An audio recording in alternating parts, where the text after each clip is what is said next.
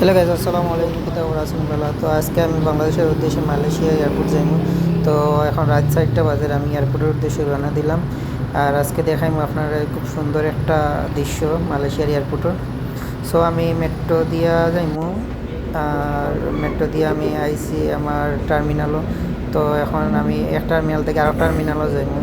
তো আপনাদের সামনে একটা মালয়েশিয়া এয়ারলাইন্স আছে। সো আমরা এয়ারলাইন্সও ঠিক নিচে দিয়ে যাইমু আন্ডারগ্রাউন্ডে দিয়ে, আর আমরা ঠিক উপর দিয়া বিমানটা যাইব। তো এই দৃশ্যটা আসলে অসাধারণ হওয়ার মতো নাই। এই দৃশ্য যে দেখছে বুঝতে পারছে এইটা একটা ফিল কিতা। তো যাই হোক, মালয়েশিয়ার আন্ডারগ্রাউন্ডে দিয়ে গিয়ে আমরা উপরে দিয়ে বিমান গিয়ে আমরা আরামকে বাড়ি গেছি। যাই হোক, এখন আমরা টার্মিনাল 2 যাইমু।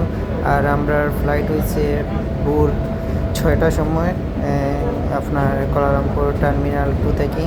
তো আমরা যাইরাম এখনকার মানুষ আইরা আর এখনকার।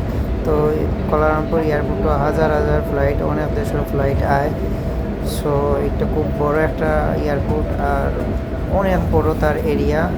আর মিনিটে মিনিটে ফ্লাইট ল্যান্ড করে। আর বাংলাদেশি যত ফ্লাইট আছে সবগুলা টার্মিনাল 2 থেকে ল্যান্ড করে এবং আপনার উড্ডয়ন করে। তো আমরা আছি টার্মিনাল 2। তো আমরা এখন মেট্রো থেকে নামিয়ে আমরা যাইমু আপনার বোর্ডিং পাস নেওয়া। আর বোর্ডিং পাস শেষ করিয়া তারপর আমরা যাইমু ইমিগ্রেশন। সো আমরা এখন বোর্ডিং পাসের মুখে যাইলাম। আর এটা হচ্ছে আপনার টার্মিনাল 2। আমরা ফ্লাইট আসলো টার্মিনাল 2 থেকে।